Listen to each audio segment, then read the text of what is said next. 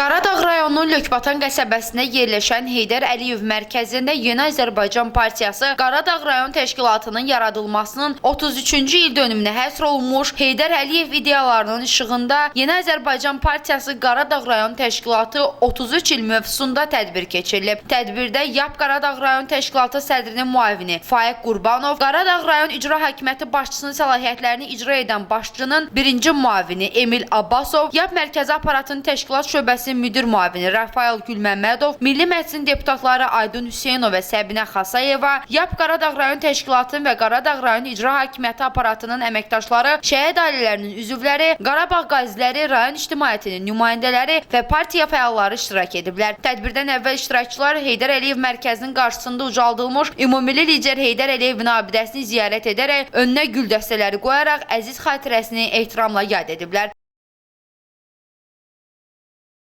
Daha sonra tədbir iştirakçıları mərkəzin önündə 7 saylı Uşaq Gənclər İnkişaf Mərkəzinin şagirdlərinin hazırladıkları Yeni Azərbaycan Partiyası Uşaqların Gözü ilə adlı rəsm sərgisi ilə tanış olublar. Mərkəzə daxil olan qonaqlar həmin mərkəzin şagirdlərinin təqdim etdiyi Odlar Yurdu rəqsi ilə qarşılanıblar.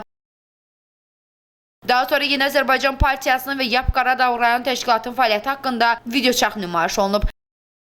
Tədbiri giriş sözü ilə açan Faiq Qurbanov, Yeni Azərbaycan Partiyasının və Qaradağ rayon təşkilatının keçirdiyi şərəfli inkişaf yolu haqqında ətraflı məlumat verib. O qeyd edib ki, müasir və müstəqil Azərbaycanı güclü dövlətə çevrilməsi, ümummilli lider Heydər Əliyevin siyasi ideyaları və Azərbaycan Respublikasının prezidenti Yeni Azərbaycan Partiyasının sədri cənab İlham Əliyevin rəhbərliyi ilə həyata keçirilən siyasətin nəticəsidir. Tədbirdə çıxış edən Emil Abbasov bildirib ki, Yeni Azərbaycan Partiyası dövlətimizin müstəqilliyini möhkəmləndirir, ərazi bütövlüyünün təmin olunmasında və ölkəmizin beynəlxalq aləmdə nüfuzunun artırılmasında mühüm əhəmiyyət kəsb edən qüvvədir. Çıxış edən Rafael Gülməmmədov, YAP sədrinin müavini, YAP mərkəzi aparatının rəhbəri Tahir Budaqovun salamlarını və təbriklərini tədbir iştirakçılarına çatdıraraq vurğulayıb ki, ümummilli lider Heydər Əliyevin ideyaları əsasında yaradılmış Yeni Azərbaycan Partiyası bugün 750 mindən artıq üzvü ilə ölkənin ən güclü siyasi təşkilatıdır. Milli Məclisin deputatları Aydın Hüseynov və Səbinə Xasayeva çıxışlarında Yeni Azərbaycan Partiyasının ölkəmizdə